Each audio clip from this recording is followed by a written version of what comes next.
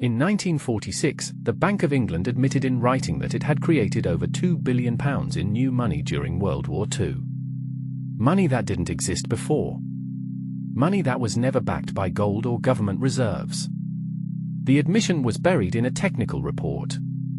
Almost no one noticed. This story begins not in 1946, but centuries earlier. In 17th century England, goldsmiths held money for wealthy merchants in secure vaults. They issued receipts, promises to pay. Over time, merchants realized these receipts themselves could be traded and spent. The goldsmiths then noticed something remarkable. Most people never came to collect their gold simultaneously. There was always gold sitting idle in the vault. So they did something that changed the world forever. They lent out receipts for gold that didn't belong to them. They created money from paper and confidence alone. This mechanism transformed from curiosity into the foundation of modern banking. By the 1650s, what goldsmiths did informally, institutions did formally. And here is the turn that reframes everything. When a bank lends you $100,000 for a house, that money does not come from deposits other customers made. It comes from nowhere. The bank creates it. Electronically, on a screen, a number appears in your account that didn't exist seconds before. You sign a contract promising to repay that number with interest. The moment you sign, you have created a debt, and the bank has created money. The bank's balance sheet expands by the full amount. This is called fractional reserve banking, and it is legal. Documented in the Federal Reserve's own educational materials and economic textbooks worldwide.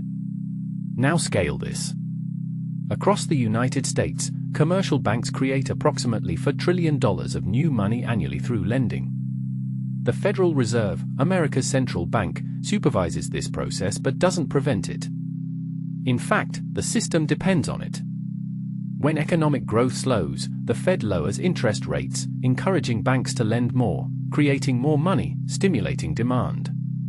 When inflation rises, they do the reverse.